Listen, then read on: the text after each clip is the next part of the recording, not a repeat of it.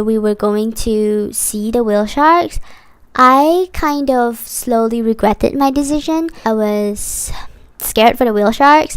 I was really just regretful. Hi guys, so today we'll be talking about whale sharks, specifically the ones in Oslob, Cebu, Philippines. Disclaimer, I am not an eco whale shark expert. I am not even a nature expert. I just love nature. Whatever facts that I gave you about whale sharks or whatever, if it's wrong, do correct me because I do still do my research, but just to be safe. It's more of an informative video just for us all to educate ourselves. And as you may know now by the title of the video, I did go to Oslo whale shark watching. Here's a quick rundown of what happened. We woke up at 5 a.m, went to Oslo, and this is the shore before we can get to the whale sharks on the boats. And look at the insane amount of people. It was so long to wait for our turn that we got our mango shakes. And then we waited at the shore just looking at the boats, and yeah, the boats are pretty near the shore and there were so many people, you can see that. And then we finally got to our turn, and there we have it. We have rowboats to get there. It took about 2 hours for us to finally be able to get to our turn to see the whale sharks. Here's a snippet of how it went down with the whale sharks. It was a pretty cool experience, really interesting. This is the first time I've seen a wildlife this close in my life. And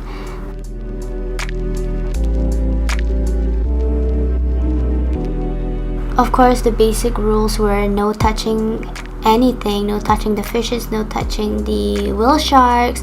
We couldn't put sunscreen, we couldn't put anything on our bodies in case it will irritate the whale sharks.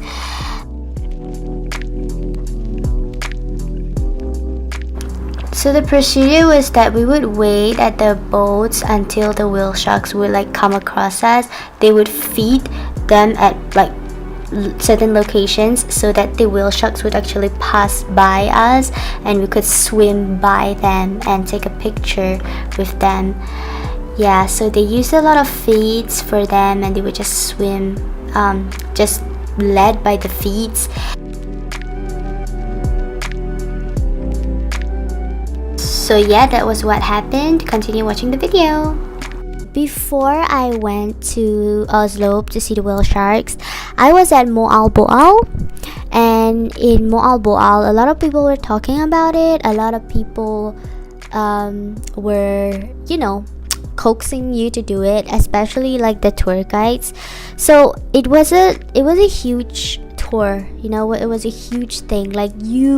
When you go there, tourists would always say, when you go there, you cannot miss this activity. So that was my thought process. And on top of that, when I asked the tour guides about just some things about the organizations that are doing this, it was said that it's some kind of a conservation for these whale sharks because they are indeed endangered. So Oslo is an area where they really preserve and take care of the whale sharks, or at least that's what the tour guide said. I'm gonna admit that I was a little swayed by people, and it was kind of I can't really miss this activity in this country kind of thing. And I live in a city, not an excuse to do this by the way, but it was part of the reason why I really wanted to do it. It's a rare experience for me, to be in the water swimming with whale sharks. Okay, so the first part of this video will be why I would consider this ethical, and the second part of the video will be me explaining why this activity is unethical, or why people would think that this is unethical. So why would this activity be considered ethical? Like I said, a lot of the tour guides were telling the tourists that this is more of a conservation for these whale sharks, and the money that they gain from the whale sharks are used to preserve the whale sharks, which you can't really trust that. But there are a lot of conservations of zoos or safaris. The money that they get from the ecotourism, the tourists that come and visit, they will use it to provide for these animals and the staff that are taking care of these animals. So it is proven by World Wildlife Organization that whale sharks are indeed endangered. The population has decreased more than 50% in the last 75 years. So yes, it is endangered, and yes, it is meant to use as a preservation. My second point as to why this activity would be ethical is that it is said that this was actually a natural phenomenon. The fact that these whale sharks are actually there in Oslo, it is simply a natural phenomenon, and this is just hearsay, okay? Just take this with a grain of salt. I was very friendly with the particular tour guide that was bringing us around, and I just wanted to know a little bit more. So what they said was that this whole conservation only started when fishermen, back then, I don't know how long ago, but back then fishermen started fishing in the area, and they spotted whale sharks taking their feeds or their baits. I don't know what they're called. Whale sharks were coming to the fishermen, and it was said that this was a friendly interaction. So the fishermen got used to this and started feeding the whale sharks. So, and after that, a lot of whale sharks just started migrating there, and they became like resident whale sharks. So a lot of animals, they tend to migrate, right? But however, some do actually stay and become like resident animals in that area. So it was said by their tour guides that they eventually became like resident animals in that area, so they did not migrate. Because that was one of my concern during the trip, like if they are feeding them that much, then they're not migrating naturally, right? So because they're feeding them so much just to attract the whale sharks there, it doesn't become natural anymore. The animals are not migrating, they're just staying at that spot because these fishermen are just feeding them. So then what happens if the fishermen are just gone, or if they just stop feeding? Do they just die? Anyways, I digressed. So again, this is just hearsay. It could just be a made-up story to kind of attract tourists into the place. We don't know. The third reason why people may think this is ethical is that they don't use motorboats or boats, like big boats. They don't use those. They use rowboats. In order to get to the particular area, to the whale sharks, they would use rowboats to get there. So I don't know what to tell you. So this is so there are no like engine, or there are no rotor blades to attack these whale sharks. There are just nothing shot to hurt these whale sharks, basically. So I guess it makes it more ethical because it doesn't hurt them. The last reason why I think it's ethical, or rather not really ethical, but it's pretty bare minimum, I would say, is that there are no visible human pollution. What do I mean by that? Okay, so we have to arrive to the shore, to the beach. I saw no trash, no pollution whatsoever. They really took care of the place, such that there are no there's nothing left behind by the humans, essentially. Again, this is just what's visible to my naked eye, so you never know what kind of things humans leave behind, and we'll get to that later in the other part of the video. I also did not see any big boats near the area, so it emits kind of the human pollution that is always coming out from these petrol engine from the boats. Moving on to the reasons why I think it is unethical, and this is speaking from personal experience. So I've been there and I've seen what they've done, and so again, this was all prepaid, so I couldn't back out whatsoever. And as soon as I got to the shore, got to the place where we were going to see the whale sharks, I kind of slowly regretted my decision. I was scared. I was scared for the whale sharks. I was really just regretful. Let me tell you why. Okay, so the place where you will snorkel with the whale sharks is actually very near the shore. So like I said, they use rowboats, and rowboats, they just go a little distance and then they will go a little offshore. So it is actually very close to the shore. And when we swam, yes, I am short, and yes, I could not see the bottom of the sea, which could mean that it is actually very deep, right? Wrong. We never know. The truth is, we never know. Okay, I finally looked back at my GoPro videos, and yes, you can actually look at the bottom of the sea, bottom of the ocean. You can see that.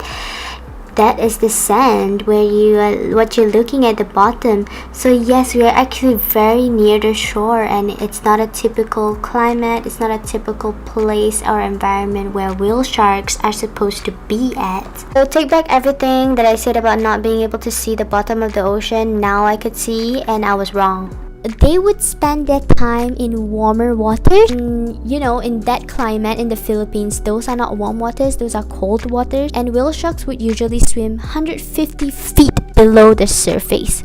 So imagine 150 feet. And I doubt that was 150 feet because it was so close to the shore. The second reason why I think it's unethical is because we leave things behind that are not visible to our naked eye, and it may actually disrupt these animals. Mind you, these animals are not meant to be so close to the shore, so they're not used to humans interacting them. They're not interacting with them. They're not fishes that we can see from the sea and we snorkel with. Usually, you do this kind of things in Boal. You snorkel with fishes, and these are usually near the shores, and they are meant to be there. Okay, they migrate there, they move there naturally.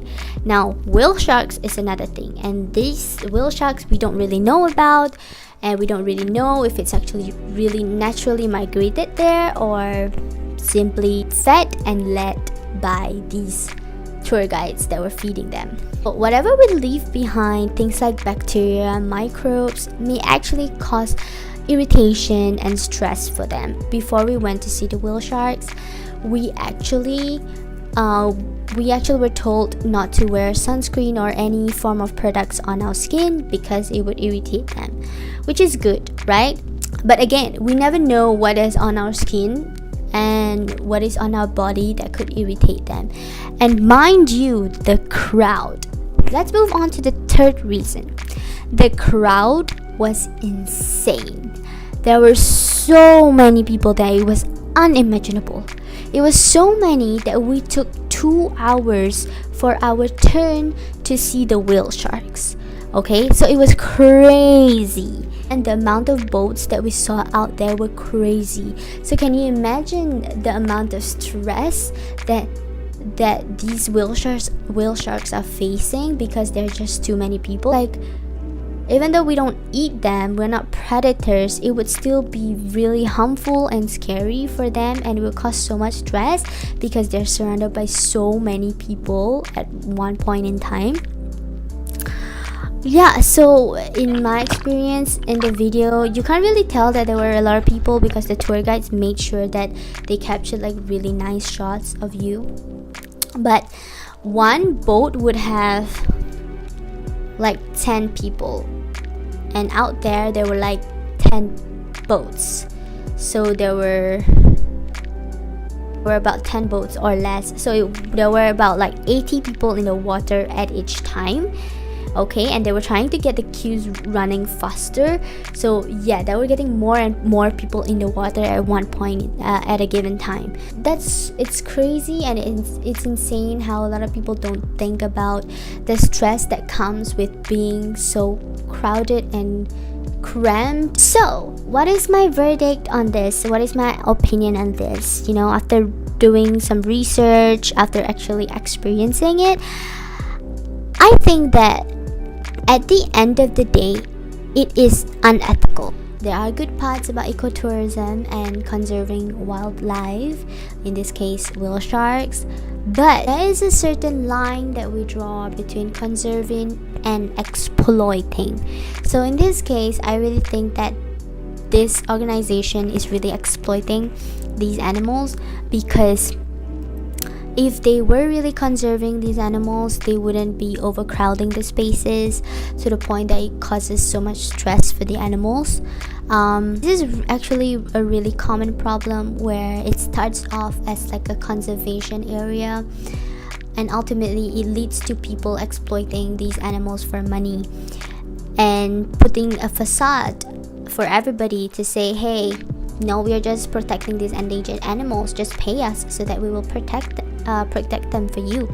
This is really wrong in my opinion. Personally, I really did not know that it was gonna be this crowded. I did not know about the waiting time being 2 hours just because the crowd was insane. When I got there, I was really shocked. So I guess that's it for the video. I hope that you all learned something from it and learned something from my mistakes, because all I saw about Oslo whale watching, either on YouTube or on Google, they were all just good parts, and no one was showing the crowds, the insane queues to get there, the insane amount of people swimming with the fishes. No one was mentioning that. They were just showing, oh, really fancy cute videos of them swimming with whale sharks. That was what swayed me in the first place, you know. I hope all of you learned something from this, and that's it for today. Goodbye.